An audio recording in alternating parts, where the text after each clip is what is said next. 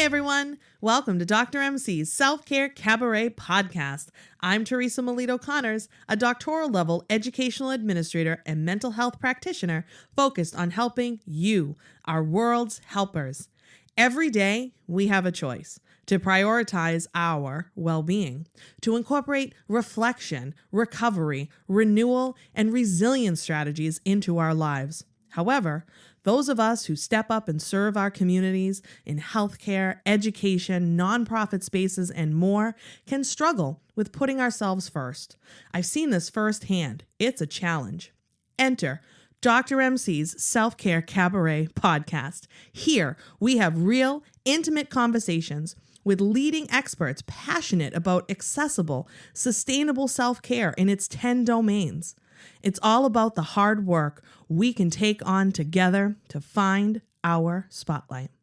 Before we dive into today's conversation, I want to lead you through practicing some deep breathing. Deep breathing is so wildly underutilized, and it is such a powerful thing that you can do anywhere, at any time, and it's free. So I want to just practice that with you. And I'm going to give you a pro tip. On your exhales, make them longer than the inhale. Exhale longer than inhale. What that does is it stimulates your parasympathetic nervous system, which helps to activate your rest and digest response, which is the opposite of our fight or flight. It's your relaxation response. Okay, so if you're in a place where you can do this with me right now, I want you to sit up comfortably in your chair. Feel your feet firmly pressed on the ground beneath you and your body supported by what you're sitting on. And if it feels comfortable, maybe close your eyes or lower your gaze. And then I like to put one hand on my chest and one on my belly, but play around with that and see what feels good for you. And when you're ready, we're going to breathe in through our nose. And I really want you to feel your belly fill all the way with air. Brief pause and a long exhale. Yeah, and make that exhale longer than your inhale. Let's do that again. In through the nose. Fill the belly all the way and a long exhale. And really make sure you empty that belly all the way on the exhale. Let's do that one more time. In through the nose. And a long exhale. Nice. If you do nothing else throughout the day, just pay attention to your breath. See if you can give yourself some opportunities to just do 3 to 5 rounds of deep breathing. See how it feels. And today, I am delighted to welcome Courtney LaCava to the podcast. Courtney is an Ayurvedic practitioner, certified health coach, and mama to 2 little boys. Courtney discovered Ayurveda through her own health crisis with chronic fatigue back in 2005. Ayurveda is an ancient well-being tradition that means the wisdom of life. A sister science of yoga, it teaches us how to thrive, not just survive, in our overwhelming modern society. This system of healing revolutionized Courtney's health and all aspects of her life. Through her Essential Living coaching group, she empowers people to heal the root cause of their challenges so they can live with less stress, greater vitality, joy, and pleasure. I personally started studying Ayurveda around the same time that I started learning about self-care, and I love it. I incorporate many Ayurvedic practices into my daily routines and have certainly seen the benefits over the years. And without further delay, here's our conversation.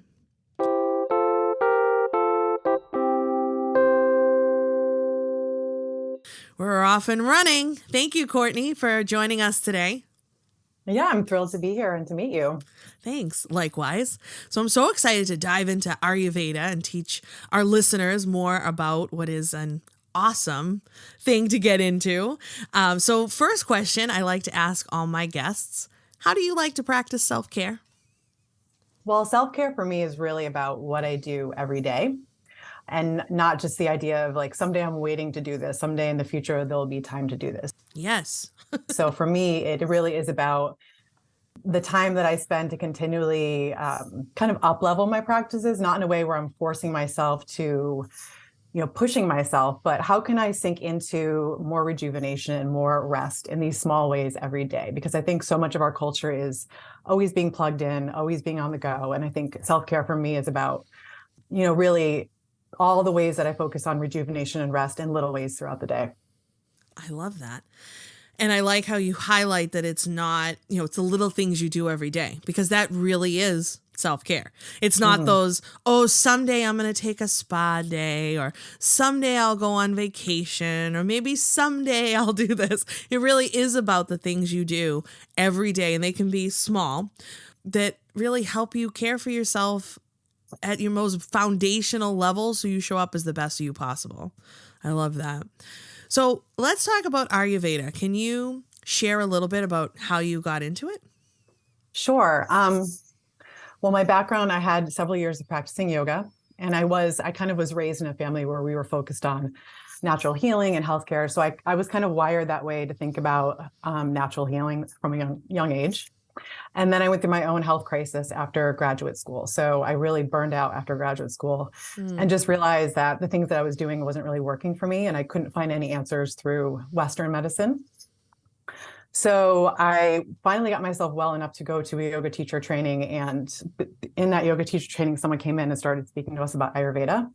And I had that kind of like heavens opening light bulb moment where someone was speaking the language of what I was experiencing in my body and in my mind. And so at the time I was still fairly sick, and it just really made a lot of sense for me. And I started going to practitioner, and they started giving me simple things to do every day. So how I was eating, how I was moving through the day, not only what I was eating, but the way in which I was eating, the way in which I was sleeping and resting, learning that I was really trying to do too much in my life, and I really needed to simplify in certain ways as a way to rebuild myself, and that over time my strength would rebuild. And also really working with the mind and digestion, which is a huge part of Ayurveda. So that was how I got into that. I had a pretty significant case of chronic fatigue, and I healed myself through Ayurveda.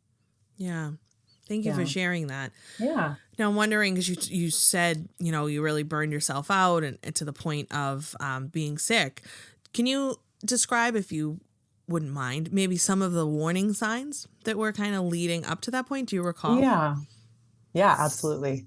I think that the warning signs for me were cumulative over the years. So a lot of it was just high levels of overwhelm and anxiety. I had digestive issues. I had terrible skin, a lot of like cystic acne. And really, I think it was mostly the mind and the emotions that I would go through these phases of intense energy and pushing myself and working really hard, and kind of all the turmoil that came along with that, because I was really overriding the signals in my body of tiredness and needing to rest. And perfectionism, a big part of it was like everything had to be perfect. And so I was driving myself towards this future that I believe existed that was better than the current place that I was, and was continually pushing myself to be at that point.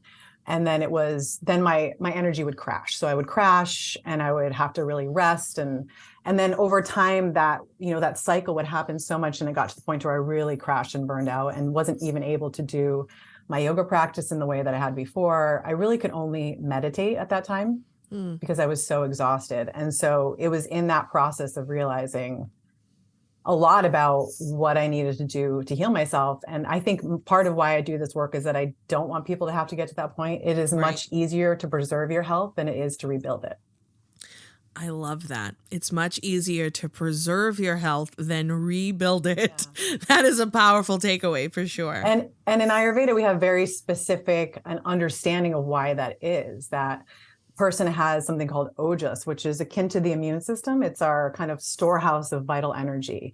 And we work to rebuild that, kind of every day through our self-care practices, and maintain that. And when we're in the state of constantly pushing ourselves, we will burn that out over time. And to rebuild that takes a lot of effort and time and investment. And when we do get so depleted to that place of burning ourselves out, there can be a whole, domino effect that cascades through the system of health issues. Yeah, absolutely. Thank you so much for sharing. I Mm. feel like you say so many really powerful things there, especially the piece about overriding the signals your body is giving you. I think that's super Yes. common, that a lot of us are just like, go, go, go. I mean, that's how society's set up, right? So we keep pushing and pushing and pushing and ignoring the signs. And yeah, so definitely something to Yeah. think about. So I would love to speak. Oh, Oh, can go I ahead. speak to that for a Yeah, second? yeah. Because I think that's such a huge piece of what I see with the people I work with. I work predominantly with women, and I see that, it's this kind of lack of embodiment that we get to that place of, we have something that's very strongly culturally reinforced, which is that our value is determined by our productivity. Mm-hmm.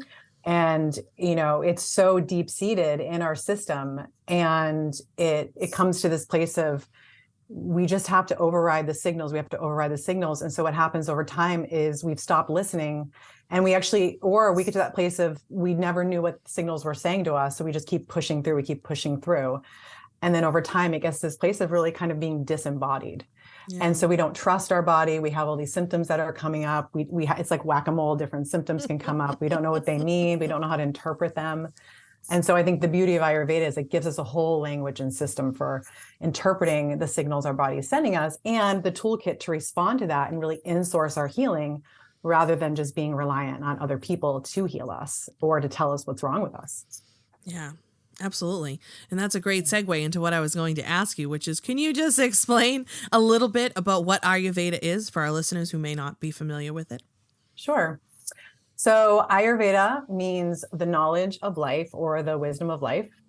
And it's a 4,000 to 5,000 year old practice with its roots in India. And it's a sister science of yoga. So they're really two sides of the same coin. So if traditionally yoga, we think of yoga as like yoga poses, but yoga is really this whole body of practice to elevate our consciousness or bring us to a state of greater enlightenment. And so the ancients understood, all right, if you're going to do that, you really need to have a strong and vital and stable body and mind. So this was the way that we understood how to take care of our bodies. And so I like to think of it as like the owner's manual for the human body. And it also recognizes that we are part of nature, and this isn't like some woo-woo concept of like, oh yeah, we're part of nature. Like, we have to go running through the woods or something and commune with nature. No, it's based on this idea that we are connected to the rhythms of nature. Just like we have light, dark cycles of the day, we have our circadian rhythm. And our body functions optimally when we move in rhythm with that. As women, we move in rhythm with the moon. We have a moon cycle, people that have female hormonal systems. And we also have seasonal rhythms. So Ayurveda recognizes it's based on the 5 elements theory, and that really everything is composed of those 5 elements, that we have our own specific mind body constitution based on those elements. And we can learn what that means and what's predominant in our system, what tends to get out of balance, and how to balance that through how we eat, through how we move through our day, through herbs and all sorts of things that we do to support ourselves. Yeah. Awesome. It really is a fascinating healing system. And to think that, 4,000 or 5,000 years old, I mean, it's more like the oldest healing system in the world. It's very cool. So one part of Ayurveda, as I know, but for our listeners, is a dinacharya, your morning routine. So I'm curious, what does your dinacharya look like? Okay, good question. So this is what I do for my work. I actually teach people dinacharya. So I have a coaching group that's based on that. And really what I do for my day is I start with the night before. So I start with dinner. And one big thing that we do in our culture is we tend to eat these heavier late dinners. And Ayurveda recognizes that our bodies are a reflection of the natural world, and the fire element in particular rules digestion. So our digestion is the strongest midday when the sun's at the highest point in the sky. So we want to be eating our foods that have more proteins and fats. So if we think about like what dinner's usually like, we actually want to be having something like that for lunch. So we're fueling ourselves during the day when we have the greatest capacity to break that down. And that helps to build strength. And we talked about ojas and vitality, and also keep the mind and the energy calm throughout the rest of the day and stable. So I start with that. So I have a larger meal for lunch, not a huge meal, but it's my largest meal of the day. And then dinner I have usually by 7 p.m., 6:30 at the latest. And that tends to be a lighter, more plant-based dinner. And that helps me to actually go to bed earlier and sleep earlier because I'm not digesting all this heavy stuff late. I'm usually in bed by 10, sometimes earlier because I have little ones. And then I go to bed early and I don't have little ones. yeah. Well, good. Good. And like the thing is, we think about like, okay, 8 hours of sleep is what we want to aim for. But 8 hours, if you're going to bed at midnight to 8, is not the same as 8 hours from 10 to 6. You're actually getting much deeper, much more restorative sleep if you go to bed by 10 p.m. So that's what I do. I usually wake by 5:36. I wake with the sun typically, Nice. naturally. And then I practice some yoga and meditation in the morning, or do some like at least 20 minutes of movement in the morning. I hesitate to share because I know some people that are new to this are like, oh my gosh, that seems like so much. But I just want you to know I've been doing this for 15 years. So I have built up to this practice, and everyone starts somewhere. Then I often do a practice called Abhyanga, which is an oil massage before I shower. And those I think are the really like the most, I drink warm water first thing when I wake up as well. And I think those are the most important parts of my dinacharya. There's certainly other things I bring in, especially seasonally, I might shift it a little bit. But those are the pieces I would have people start with for sure. Yeah, I didn't know that about the sleep. I have to get like 8 hours of sleep, but I had never heard that before about like the time of night, like going to bed before 10 p.m. you said? Yeah. I usually am in bed personally before 10 p.m. anyway to get my 8 hours, but yeah, that's really an interesting piece. And I love how you kind of frame that you start your morning routine actually starts the night before, setting you up for success. That's a nice I like that. It's a nice concept. I do tongue scraping. Yes. Which is that one. I do that too. You do that every morning? Yeah. I mean, Nice. once you start doing it, it's kind of like, if you skip it, it's like not brushing your teeth. You can't stop doing it. Yeah. It's just like what you do. I've been doing that for years. So for folks that don't know, you want to explain a little bit about what that is? Yeah. So, tongue scraping is basically, well, there's two pieces to it. Essentially, what you can't fully digest. We always want to support digestion because it's the root of health in the body. And when you can't fully digest something, it turns into what we call ama, which is kind of like a metabolic toxicity, the stuff that your body can't fully break down. So you'll notice if you start looking at your tongue in the morning, if you have a little coating there, that is essentially ama. It's the stuff that your body couldn't break down. And you don't want to keep redigesting that into your system. So when you tongue scrape, you want to I use a metal scraper, a stainless steel scraper. And you scrape from the back of your tongue to the front. You don't have to press super hard. You're just like scraping it so you're getting the coating off 7 to 14 times before you brush your teeth every morning. And then to kind of go even deeper, the tongue is actually has a map of all the organ systems in the body. So if someone chronically has a tongue coating, we would say, okay, this person's got some stuff. We would look at what's going on in their tongue. They've got a chronic tongue coating. We would see that there's definitely some buildup of this toxicity in their system, and we'd want to help purify that. Yeah, awesome. I also do you do oil pulling? So it's funny. Oil pulling is something that I never got super into, and but I know people that swear by it, and I do teach people that. But so that's something that you do too? Yeah, I do. And I don't know. I don't have any cavities. My dentist seems pleased by it, so that's kind of cool. Good. Great. Yeah. So for that, do you use sesame oil if you do it, or? Typically sesame oil. Yeah. I know people that use different ones, and there are companies that have specific oil like washes. Banyan. Yeah. As a company. Yeah. If anybody's listening, Banyan Botanicals, they don't sponsor us, but they should. They sponsor my life, basically. Yeah, exactly. They offer I think they call it Daily Swish or something like that. Swish, it's some sort of I don't know, little concoction that you can use, but traditionally it's just like a mouthful of sesame oil. And the idea there is, correct me if I'm wrong, but kind of if you have any gunk up in your gums, it kind of draws that out and helps strengthen your teeth and good for your oral flora and hygiene. And then there's also the piece around the tongue showing, being a map of all the organ systems in the body. So there is a belief that with oil pulling, you're actually helping pull that toxicity out of the deeper tissues of the body as well. Cool. So, yeah. Yeah, no, it's awesome. I think those are kind of the ones. I do Abhyanga occasionally, as you've described. I do the oil pulling. I don't do it daily, I'll be honest. I try to do it a lot, though. Tongue scraping, definitely every day. I do the rose water spritz in the eye. Do you do that? I have done all different things. Yeah. I've done lots of things.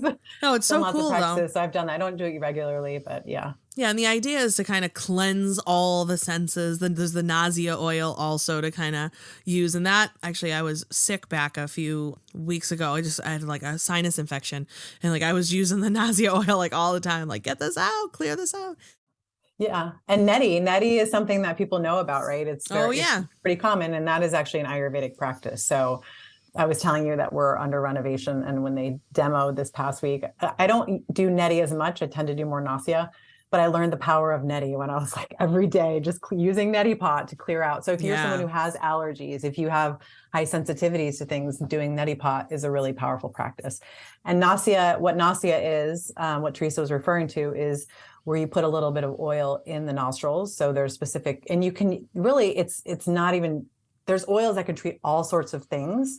Not just our sinuses, but they can be administered through the sinuses or just putting a little bit of oil in your nose after you do neti. So it's kind of it's a protective kind of coating to the system. Yeah. That's very cool. Did you hear the news about our exciting new offering from the Self-Care Cabaret? We're calling it Talkback. If you're familiar with the theater space, you may have participated in a talkback before. After a performance, the cast and crew will come back on stage to chat with the audience and answer questions. Think of it as a casual guided discussion. Inspired by this and by popular interest, we've come up with a talkback for the Self-Care Cabaret podcast. Groups will listen to a podcast episode or two of their choosing, then I'll come and lead your discussion either in person or virtually of those episodes, expanding on the big ideas. It's a great option for groups looking for short, impactful professional development, or smaller teams looking to get an introduction to self-care and well-being. We have done a few of these so far, and let me say, they have been so much fun. So if you're interested in bringing a talkback to your group or organization, email podcast@drmcselfcare.com. And now, on with the show. Okay, so I'm going to go back to something you said a little while ago, because this is something I struggle with. And we have a lot of listeners here that are educators and other helping professionals. And when you work in that type of environment, having a long enough time to eat a substantial lunch can definitely be challenging because it's very fast paced. You barely get any time. You're running from thing to thing, class to class, meeting to meeting, whatever it is. So if you were working with someone like that, what would you give them for suggestions about kind of trying to make that lunch the biggest meal of the day? Yeah. Well, I really appreciate that. Just to say that my background is in social work and then into academia. So I understand, the pressures and just what you're carrying and the level of burnout that can happen in all these kinds of helper professions. So the way that I tend to support people is really kind of looking at the whole picture of what's going on in their life. And if they are finding that there's a lot of resistance to certain habits, we would want to start with things that feel not so tricky for them, that feel easy. And then what that happens is maybe we start working more on dinner, and maybe we're not there yet with lunch, but we start working with stabilizing other habits. And then over time, as they start to gain some strength and power from doing that, it may be easier for them to start working with having that larger lunch. So meal planning can be a really powerful thing to do. And, there's great apps that people can use for that. One of the things with food is decision fatigue. Like you're having to figure out at least 3 times a day, typically, where you're eating. And so what we want to do is help streamline people's lives. How can you spend less time doing this? So if you can take one day a week to think about what is it I'm going to eat this week and kind of shop for that, and really working up to that may feel like a huge jump for someone to do right now, but it may be taking a food thermos to work, cooking something the night before and bringing it in for lunch the next day. So that would be some of the ways that I would work with people on this. And it really is dependent upon that person's specific situation. Yeah. Nice. I like how you broke that down and almost like, so let's start with dinner. Let's try maybe start with some easier thing because it is a really hard thing to kind of figure out. But then also, maybe it's only one, you start with one day. Maybe it's one day you do that, and then you can kind of build upon there. I love that because a lot of my work and just talking about self-care kind of big picture stuff and all the different domains, nutrition and hydration is of course one of those domains, but just everything is just teaching people to kind of break it down. Little things. If you do some little habit and kind of build it from there. And I got to tell you, though, saying about decision fatigue with meal planning and food and like what you're going to eat, so much so. It's just a constant oh. Yeah. And I think food is such a loaded thing for people. There are a lot of people that have an antagonistic relationship to food. It can bring up a lot of anger and grief and sadness. So this is one of the huge things that I see coming up with the people that I work with.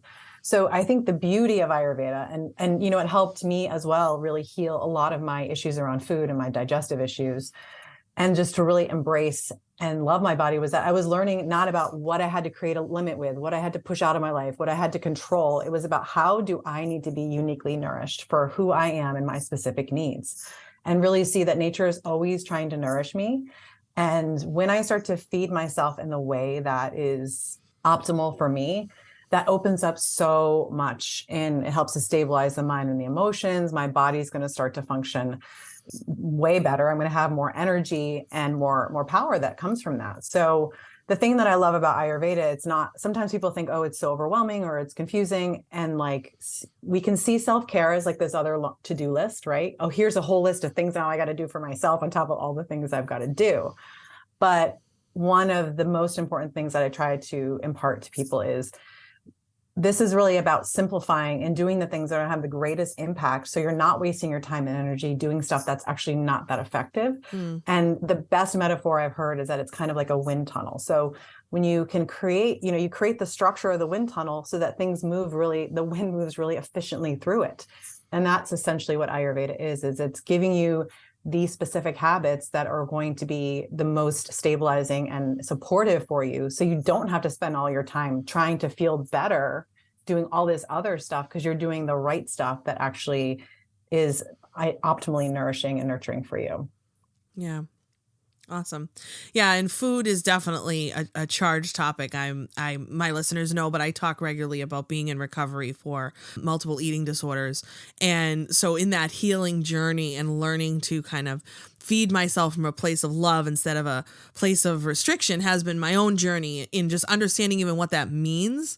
And it actually was Dr. Deepak Chopra, who's like the Ayurveda master, hearing him talk about eating as an act of love. I remember I did not understand that for the longest time. Yeah. And until more recently when it's like, oh, now I am starting to, in my healing, starting to understand that. When I was in my dis-ease, that didn't really make sense to me. But yeah, no, definitely. I mean, an important thing, we have to eat, but it can certainly be. I think that's part of the challenge. Yeah. Right? It's just something you've got to do. So exactly. Yeah. But can definitely be challenging for a variety of reasons. So I love that. Just kind of breaking it down and seeing what you can do and looking at kind of the big picture of all that goes into being who we are. I think the deeper piece for this too is really about our disconnect from nature. So modern culture, and this is pretty recent history, right? Where we have interrupted these certain cycles and rhythms that are natural to like seasonal rhythms, our daily rhythms, moving with the light, dark cycles of the day. We have a multitude of ways that we can disrupt that. We can get food from all places in the world, at this point. So we can be eating non-seasonally. So we don't have an intuitive sense of what's growing around me? What is being made for me specifically at this point in time? We have, as I said before, people typically were eating their midday meal as their largest meal of the day. And then as we became more industrialized and people had to work these longer hours, that got pushed back to evening. So these are just a few examples of how that rhythm with nature has become disrupted. And we're not really understanding how our physiology kind of moves with it. So it creates this disconnect. And I kind of liken it to almost like the mother wound, right? We have this Mother Earth has so much abundance that she's always trying to nourish us. And yet we've lost that understanding of how that relationship exists. And so food becomes something that we're confused about because we're not really understanding how we're trying to be nourished and what's right for us. It's in some ways, it's like we lose a sense of our identity. Yeah, that's a really valid point for sure. Another major part of Ayurveda is the doshas. Yeah. And Yeah. I don't know, we don't need to go into the nitty gritty of all three, but if you want to give kind of a little high level of what a dosha is, then I'm curious as to what your dosha is. Oh yeah, good question. So a dosha, so basically Ayurveda, as I said, is based on the 5 elements: space, air, fire, water, and earth. So we understand everything in the universe and the world around us and in our physical body is composed of these 5 elements. And so the doshas are basically these elements grouped into these 3 forces, like forces of nature, and they carry out the physiological functions of your body. So there's vata dosha, which is the air and space element. Think of like wind, kind of. So the quality of that is it's very mobile and grounded, light, and it rules all kinds of movement in the physical body.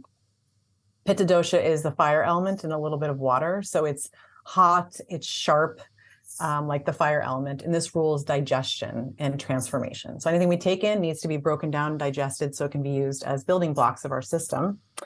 And then kapha, which is the water and earth element. And so this rules, and so water and earth is stable, it's grounded, it's steady, and that rules the stability, the structure of our body. So muscles, bones, fat, the thing that, keeps the integrity of our system.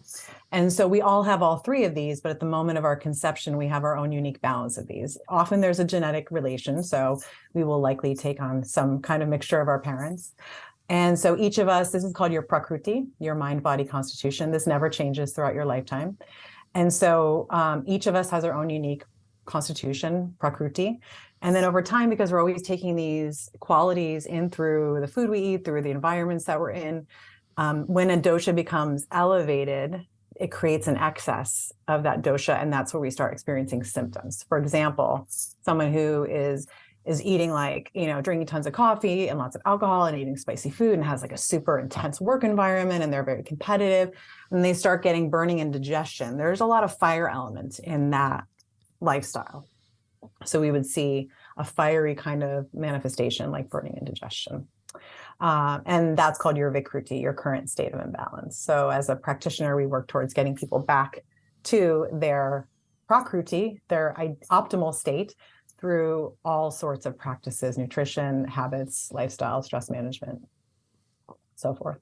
Awesome. My prakriti is usually it's on a 1 to 3 scale. So you would say so I'm 3 pitta, 2 vata, 2 kapha. Yeah, I'd have pegged you as pitta. Yeah. I think we can smell our own. So what's your...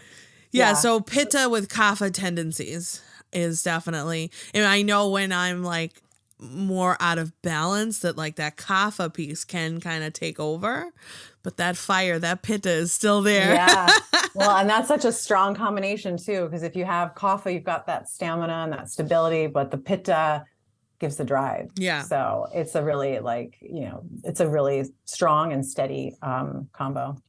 Yeah, I'd say that's accurate. Yeah. No, it's so cool. It's so cool to think about and to study this. And yeah. Do you have a favorite Ayurveda book that you kind of always go back to, or? So, oh gosh, the books that I'm reading lately are not like the intro to Ayurveda books. So I can't speak as much to those. Dr. Robert Svoboda and Dr. Lad, they both written several, amazing books on Ayurveda. There's one book that I love, and I think we connected because I did a hormones and the nervous system workshop that I posted on Boston Businesswoman. Oh, yes. Yes. So a book that I really love, for all women and people with female hormonal systems is Balance Your Hormones, Balance Your Life by Dr. Claudia Welch. Yep. So she was one of my mentors, and I really teach a lot around this idea of hormone imbalance and how lifestyle really contributes to that.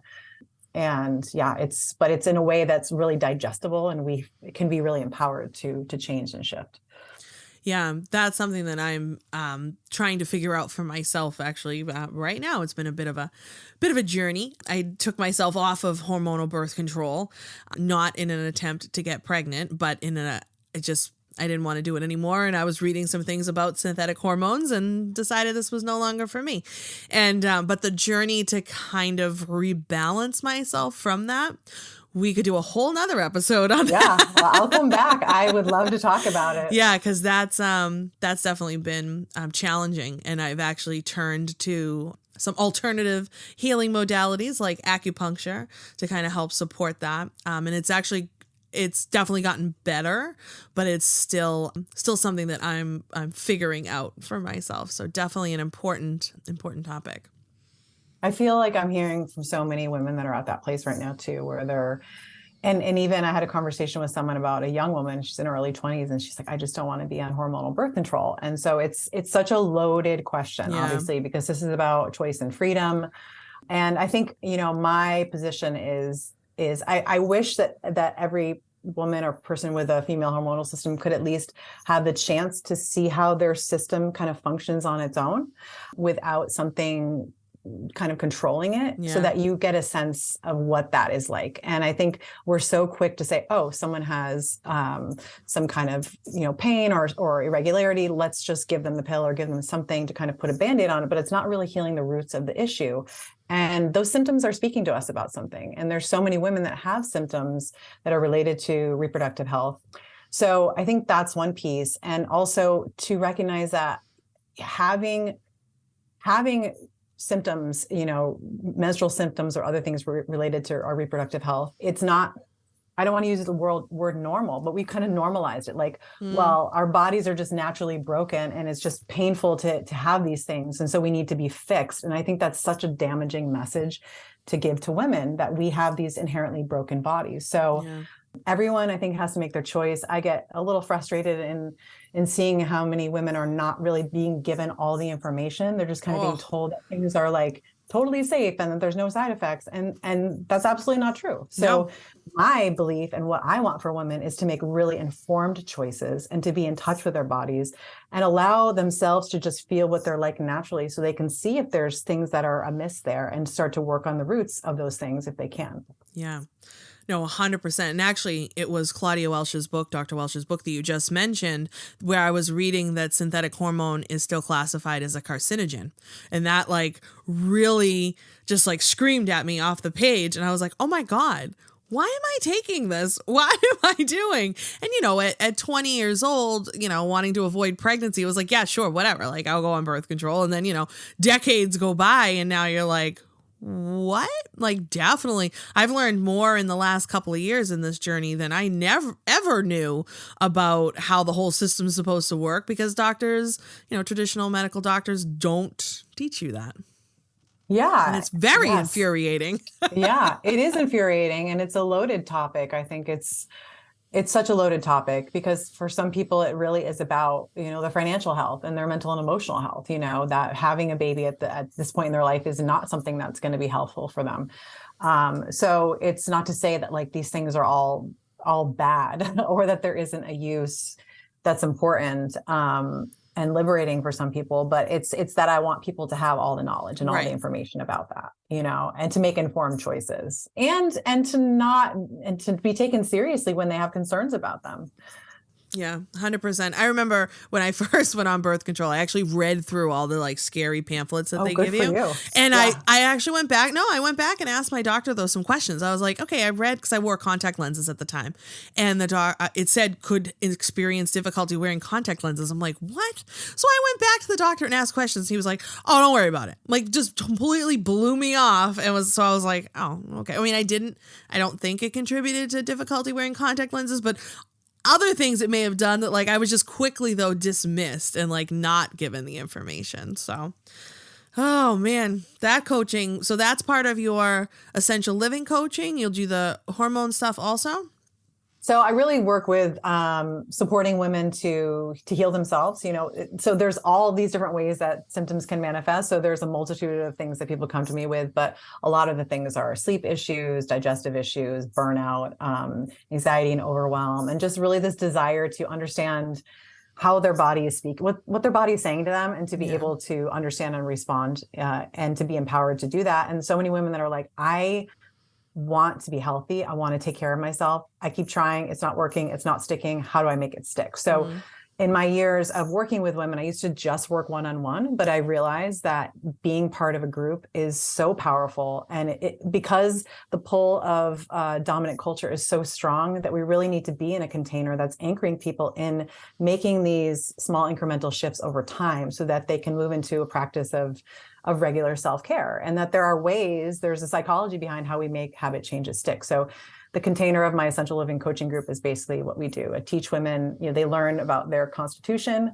They learn the most essential habits of Ayurveda. They really heal themselves deeply through this work and receive one-on-one support from me as well. So it can be, they're learning the most important overall habits, but also having it be customized to them as well. And I never cease to be amazed at how profoundly people's bodies can heal and can heal quickly and heal things that maybe they were being told, you have to get surgery, you have to be on meds for this. And then they start doing these simple practices and then they heal that, their energy goes from like a 0 to an 8, or they don't have to get back surgery anymore and they don't have back pain, or they get off meds, or they lose 40 pounds. So when you're doing the right thing, your body's always moving towards that place of balance, and we just have to give it kind of the right support to do that. So the next round of that starts February 12th. So I'm enrolling for that now, and I bring people in until the end of the month. So that window is till the end of February. And then I enroll every quarter of February, May, August, and November as well.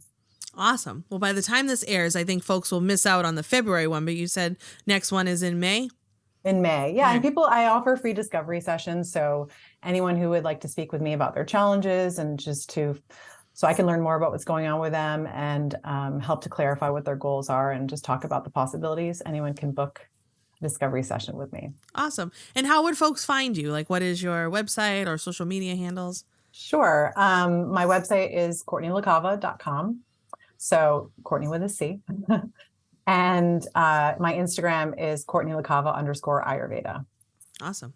Pretty simple. We'll make sure that's in all the episode notes, and we'll link to the Dr. Welch's book too, and maybe a couple of other things for folks. But thank you so much for joining us today. It was great to chat. Yeah, it was lovely being here. Absolutely. I love talking Ayurveda, so I appreciate this. Awesome. Thank you. Have a good night.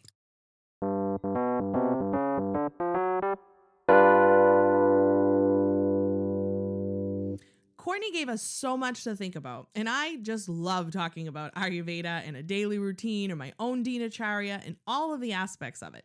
It's fascinating to me to explore other modalities of healing and looking at the body. Ayurveda offers such a wonderful perspective and pieces to consider with the mind-body connection and how we heal. I also appreciated how Courtney shared her lived experience and how Ayurveda and her daily routine helped her heal herself and others without having to go the traditional Western medical route, which would have likely included some combination of prescription drugs and/or surgery. Lastly, we touched upon the groundbreaking work of Dr. Claudia Welch and how healing our hormones can have life-altering effects on our well-being. I shared a bit about my journey in this episode, but I will share more in future episodes as well. Thank you so much for listening. I hope you're feeling more energized and empowered. If you liked what you heard here today, please subscribe and leave a review for this podcast on your preferred player. Follow along on Facebook and Instagram at Dr. MC Self-Care and Dr. MC Self-Care Cabaret on LinkedIn. You can also visit my website, drmcselfcare.com, for the latest updates and to sign up for the Cast Party, my e-newsletter. And if you're interested in having me present to an audience near you, email info@drmcselfcare.com. Thanks again. Stay well and do good.